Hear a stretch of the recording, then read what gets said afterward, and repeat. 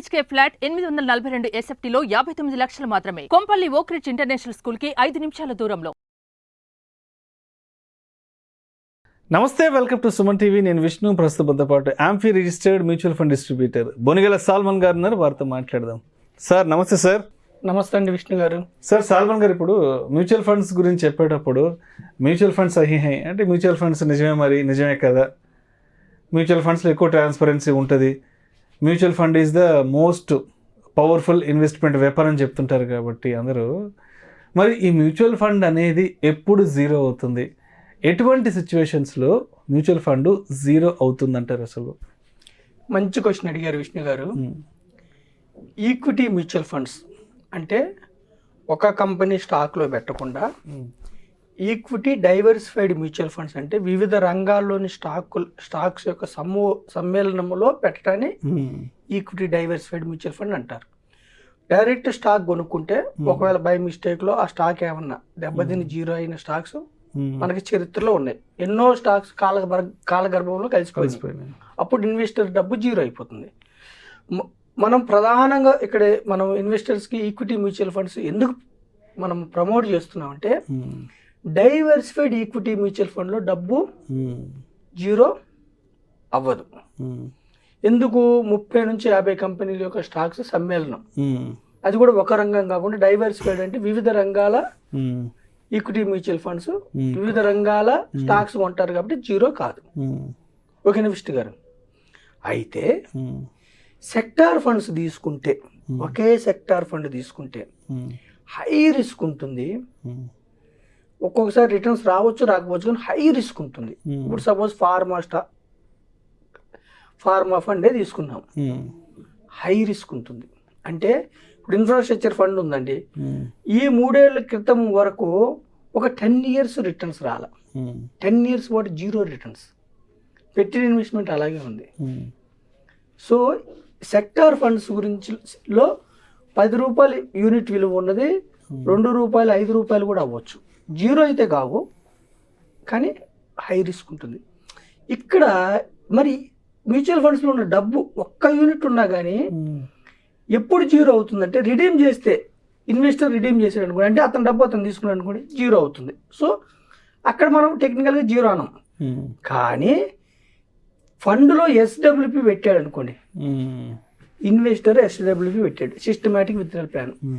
ఇప్పుడు SWP అంటే ఏంటి? మన డబ్బులో నుంచి మనమే నెల నెల తీసుకోవడం SWP తీసుకోవడం. సిస్టమాటిక్ విత్డ్రాయల్ SIPకి ఆపోజిట్. సిస్టమాటిక్ ఇన్వెస్ట్మెంట్ అంటే క్రమానుగుణంగా మదుపు చేయటం సిస్టమాటిక్ ఇన్వెస్ట్మెంట్. సిస్టమాటిక్ విత్డ్రాయల్ అంటే క్రమానుగుణంగా మనం ఉపసంహరించుకోవటం సిస్టమాటిక్ విత్డ్రాయల్. కొంతమంది తెలుసో తెలియకో డైరెక్ట్ ఇన్వెస్టర్స్ స్మాల్ క్యాప్ ఫండ్స్లో పెడుతున్నారు. SWP systematic withdrawal. ఇప్పుడు సపోజ్ ఒక 5%, 6%, 7% ప్రయాణం తీసుకుంటే పర్వాలేదు. ఒక 20%, 12% ఎబో.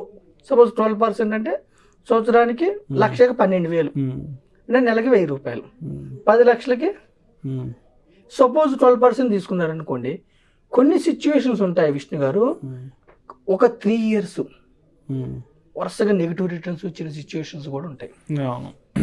అప్పుడు మీరు తీసుకుంటూనే వెళ్ళారనుకోండి, ఏమవుతాయి? మీ యూనిట్స్ తగ్గిపోతూ ఉంటాయి. అంటే మనం SWP పెట్టినప్పుడు మన యూనిట్స్నే మనకు అమ్మి డబ్బులు ఇస్తారు.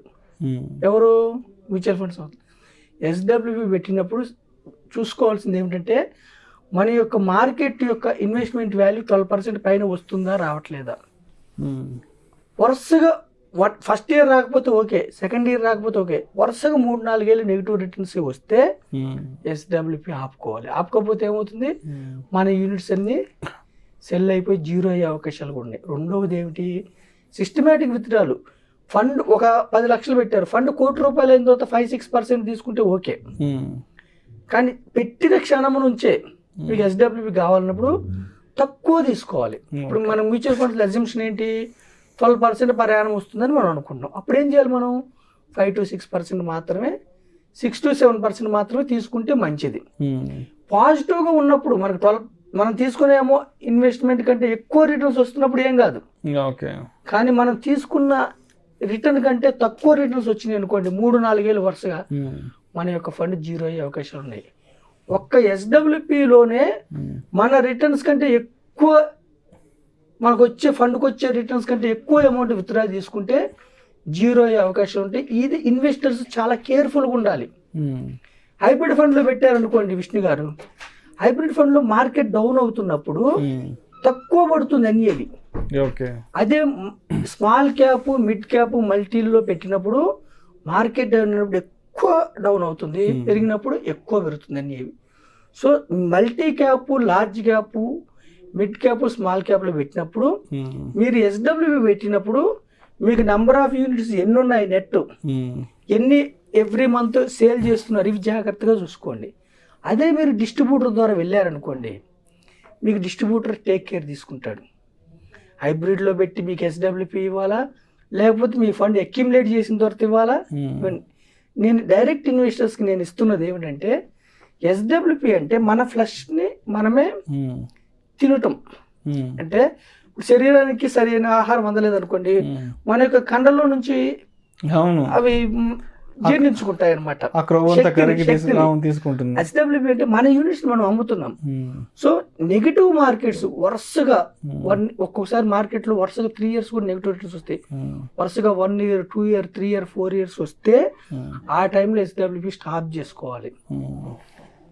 లేదా హైబ్రిడ్ ఫండ్స్ లో, బ్యాలెన్స్డ్ అడ్వాంటేజ్ ఫండ్స్ లో ఉంటే మార్కెట్ డౌన్ అయినప్పుడు ఈక్విటీ పోర్షన్ పెంచుతారు, మార్కెట్ అప్ అయినప్పుడు ఈక్విటీ పోర్షన్ తగ్గిస్తుంటారు. అంటే small cap, mid, multi, flexi వీటిలో ఉన్నప్పుడు SWP 6 to 7% is reasonable.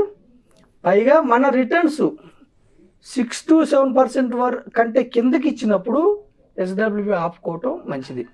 SWP బదులు ఇంతకుముందు డివిడెండ్ అనే వాళ్ళు ఇప్పుడు ఐడిసిడబ్ల్యూ అంటారు. ఐడిసిడబ్ల్యూ అంటే income distribution come withdrawal plan.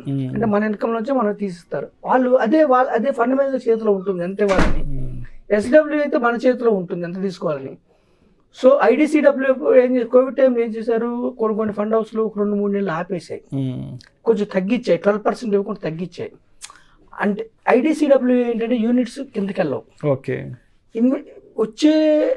వచ్చే డివిడెండ్స్ని తగ్గిస్తారు. కానీ సిస్టమేటిక్ విత్డ్రాయల్ ప్లాన్ ఏంటంటే మనం కమాండ్ ఇస్తాము, ప్రతి నెల నాకు ఇంత డబ్బు కావాలి, ఎన్ని యూనిట్స్ అన్నా సెల్ చేయండి, కానీ నాకు ఇంత డబ్బు కరెక్ట్గా కావాలని కమాండ్ ఇస్తాం. కాబట్టి వాళ్ళు ఏం చేస్తారు, నెగిటివ్ మార్కెట్లో ఎక్కువ యూనిట్స్ అమ్మవలసి ఉంటుంది.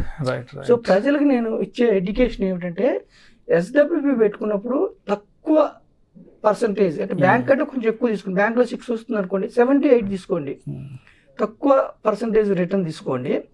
రెండవది ఏంటంటే, మీ రిటర్న్స్ వరుసగా 3 ఏళ్ల పాటు మీరు తీసుకున్న దానికంటే తక్కువ వచ్చినప్పుడు ఎస్డబ్ల్యూపీ స్టాప్ చేసుకోవటం మంచిది, లేదా ఒక డిస్ట్రిబ్యూటర్ ద్వారా వెళ్ళటం మంచిది. సో ఎస్డబ్ల్యూపీ అంటే మన యూనిట్స్ మనమే, అంతిమంగా మన యూనిట్స్ మనమే అమ్ముకుంటూ మన డబ్బును తీసుకుంటున్నాం. కాబట్టి ఇక్కడ మీరు కొంచెం జాగ్రత్తగా ఎస్డబ్ల్యూపీకి వెళ్ళేటప్పుడు మీరు ఒక ఫినాన్షియల్ అడ్వైజర్ కానీ ఒక డిస్ట్రిబ్యూటర్ ద్వారా వెళ్తే మీకు మేలు జరిగే అవకాశం ఉంటుంది. Thank you sir, thank you so much Salman garu. Thank you అండి విష్ణు గారు, థ్యాంక్ యూ సుమన్ టీవీ.